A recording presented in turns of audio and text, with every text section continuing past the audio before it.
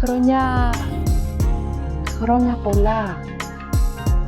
Το πρώτο βίντεο της χρονιάς θα είναι αφιερωμένο στην έκφραση της ημέρας.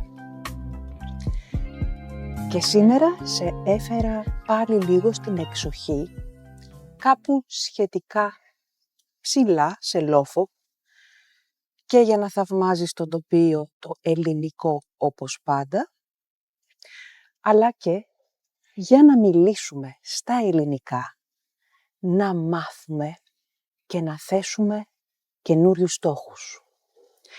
Θα σου δώσω πρώτα ευχές για να μάθεις να εύχεσαι στα ελληνικά.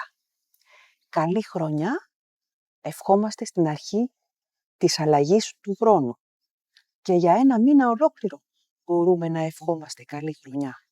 Και το χρόνια πολλά το ευχόμαστε πάντα όταν είτε κάποιος γιορτάζει, είτε έχει γενέθλια, είτε είναι μία μεγάλη γιορτή, είτε εθνική, είτε και παγκόσμια. Το χρόνια πολλά είναι αποκλειστικότητα των ελληνικών. Σημαίνει να ζήσεις πολλά χρόνια. Έτσι λοιπόν, θα σου πω κάποιες ευχές που σου εύχομαι προσωπικά για αυτή τη νέα χρονιά. Θα σου ευχηθώ όχι μόνο χρόνια πολλά, αλλά και χρόνια ποιοτικά. Και θα σου πω να έχεις μία χρονιά γεμάτη αγάπη, πάνω απ' όλα υγεία και σωματική και ψυχική. Βγήκε και ο ήλιος ανάμεσα στα σύννεφα και μας φωτίζει μόνο με τις ευχές. Νομίζω είναι destiny. Είναι, όπως το λέμε, δεν είναι τυχαίο. Να έχεις λοιπόν μια χρονιά γεμάτη υγεία, γεμάτη αγάπη, γεμάτη όνειρα που θα εκπληρωθούν, θα πραγματοποιηθούν και βασικά να έχεις και στόχους. Γιατί ναι, είναι αυτή η στιγμή της χρονιάς που όλοι βάζουμε καινούριους στόχους και παίρνουμε αποφάσεις. Και θέλω να μου πεις στα σχόλια, παίρνεις εσύ κάποια απόφαση κάθε αρχή της χρονιάς? Είτε ο στόχος, είτε η απόφασή σου είναι προσωπική, επαγγελματική, οικογενειακή ή οτιδήποτε άλλο, πνευματική. Μάλιστα θα έλεγα, πνευματικό στόχο θα πρέπει να έχουμε όλοι μας ως ανθρωπότητα.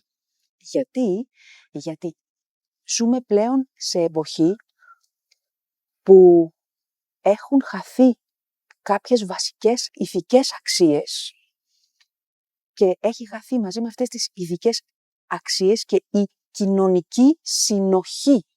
Εδώ τώρα σου λέω λεξιλόγιο επίπεδο Β2. Αλλά είναι χρήσιμο, ακόμα και αν ξεκινάς ελληνικά. Να αλλάξουμε και λίγο σκηνικό για να εισάγουμε αυτή την έκφραση της ημέρας. Άλλαξα σκηνή για να μην βαριέσαι. Βαριέμαι. Ξέρεις τι σημαίνει? Βαριέμαι. Δεν θέλω να κάνω τίποτα. Δεν θέλω να πάω πουθενά. Βαριέμαι. Λοιπόν, η έκφραση της ημέρας είναι κατορθώνω το ακατόρθωτο. Κατορθώνω σημαίνει πετυχαίνω. Σημαίνει ότι καταφέρνω κάτι. Και το ακατόρθωτο σημαίνει κάτι που είναι αδύνατον να καταφέρω. Το κατορθώνω, το ρήμα κατορθώνω, όπου πέφτουν και οι πρώτες σταγόνες, έχει μέσα την πρόθεση κατά και ορθώνω. Ορθώνω σημαίνει ανεβάζω ψηλά. Και μάλιστα γι' αυτό έχουμε πλούσιο λεξιλόγιο στα ελληνικά, γιατί αν στο ορθώνω προσθέσω διορθώνω, άλλη πρόθεση, το διά, έχω το ρήμα διορθώνω. Διορθώνω τους μαθητές μου όταν κάνουν λάθη στα ελληνικά. Ή επανορθώνω. Επισκευάζω κάτι, ας πούμε, και το επανορθώνω, το επάνω-ορθώνω. Επαναφέρω στην αρχική του λειτουργία. Τι σημαίνει λοιπόν κατορθώνω το ακατόρθωτο? Ότι βάζω έναν στόχο και κατορθώνω να τον πετύχω, να τον φτάσω. Και μάλιστα αυτός ο στόχος είναι υψηλός. Και θέλω να σε ρωτήσω λοιπόν, Εσύ, για φέτος, σε αυτή την καινούρια χρονιά, μήπως έθεσες στον εαυτό σου κάποιο στόχο υψηλό σε σχέση με τα ελληνικά που μαθαίνεις? Δηλαδή θέλεις να κατορθώσεις το ακατόρθωτο, ας πούμε. Φέτος θέλω να μπορώ να μιλήσω ελληνικά. Καταλαβαίνω πολλά στα ελληνικά, αλλά δεν μπορώ να μιλήσω. Λοιπόν, φέτος θέλω να κατορθώσω το ακατόρθωτο και να μιλήσω ελληνικά. Μήπως έχεις θέσει ένα τέτοιο στόχο? Ό,τι στόχο και να έχεις θέσει, είτε να μάθεις μία ξένη γλώσσα, είτε τα ελληνικά σου, είτε να μάθεις μία τέχνη, μουσική, ζωγραφική, είτε να πετύχεις επαγγελματικά, είτε να κάνεις ταξίδια, το σίγουρο είναι, ο περισσότερος κόσμος θα σου πει, χρειάζεται δουλειά. Εγώ θα προσθέσω, χρειάζεται δουλειά, χρειάζεται κάποιος κόπος, αλλά χρειάζεται και υπομονή. Να δίνεις τον χρόνο τον απαραίτητο για να το πετύχεις και να περιμένεις με υπομονή. Εκτός από την υπομονή, πρέπει να έχεις και τακτικότητα, να έχεις και επιμέλεια, δηλαδή κάθε εβδομάδα να προσπαθείς να βλέπεις βίντεο, να γράφεις μία πρόταση, να προσπαθείς να μάθεις μία πρόταση που είναι χρήσιμη για σένα, που θα θέλεις να λες όταν έρχεσαι Ελλάδα, γιατί σε εξυπηρετεί. Οπότε να τη λες συνέχεια με τη σωστή προφορά μέχρι να καταφέρεις να τη λες τέλεια. Εγώ θα προσθέσω ότι σε αυτούς τους στόχους πρέπει να είσαι και ρεαλιστής. Δηλαδή, να θέσεις ένα στόχο ρεαλιστικό για να κατορθώσεις το ακατόρθωτο, δηλαδή πόσο χρόνο έχω στη διάθεσή μου, εργάζομαι σκληρά, έχω δουλειά δύσκολη, έχω εργασία απαιτητική, έχω οικογενειακές υποχρεώσεις και μπορώ μόνο 2 φορές την εβδομάδα, 3 φορές την εβδομάδα να δουλεύω τα ελληνικά ή οτιδήποτε έχω βάλει στόχο. Ναι. Πρέπει επίσης να δέχεσαι τις προκλήσεις. Γύρισα κουρασμένη, γύρισα εξουθενωμένος.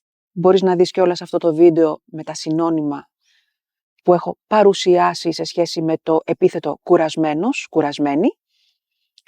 Και παρόλο που γύρισα 7 το βράδυ από τη δουλειά μου κουρασμένος, θα κάτσω να ασχοληθώ 45 λεπτά με τα ελληνικά.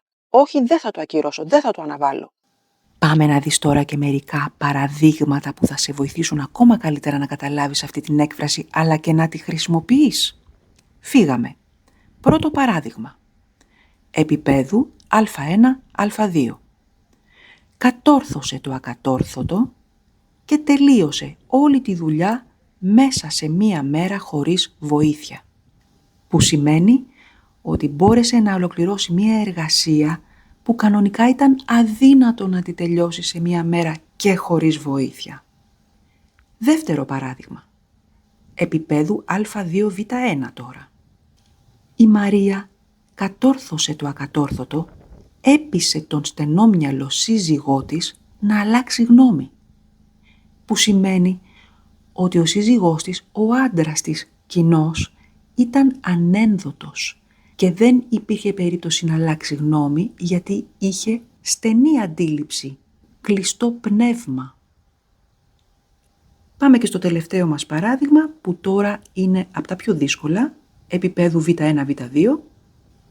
Δεν φτάνει που εργαζόταν για να στηρίξει τη μητέρα του. Κατόρθωσε το ακατόρθωτο. Πέρασε πρώτος στο Πολυτεχνείο με υποτροφία. Που σημαίνει ότι όχι μόνο εργαζόταν για να βοηθήσει τη μητέρα του, την οικογένειά του, αλλά μπόρεσε να περάσει πρώτος σε ένα πολύ δύσκολο και με κύρος πανεπιστήμιο, το Πολυτεχνείο και μάλιστα με υποτροφία. Μη διστάσεις να ξαναβάλεις τα παραδείγματα για να τα επαναλάβεις κι εσύ αργά και σταθερά. Επίσης, πρέπει να βγεις και από τη ζώνη άνεσή σου. Αυτό το comfort zone που λέμε στα αγγλικά. Zone de confort στα γαλλικά. Zone de comfort στα ιταλικά. Δεν μπορώ να συνεχίσω σε άλλες γλώσσες, λυπάμαι. Καταλαβαίνεις τι σου λέω. Δηλαδή, όταν θες να κόψεις μία συνήθεια, θέλεις να κόψεις, ας πούμε, το τσιγάρο. Ας χαλαρώσω να κάνω ένα τσιγαράκι. πρέπει να αντισταθείς. Πρέπει να βγεις από τη ζώνη άνεσή σου και να πεις όχι, δεν θα κάνω. Τελείωσε. Το κόβω ριζικά. Έτσι και για τους στόχους που βάζεις.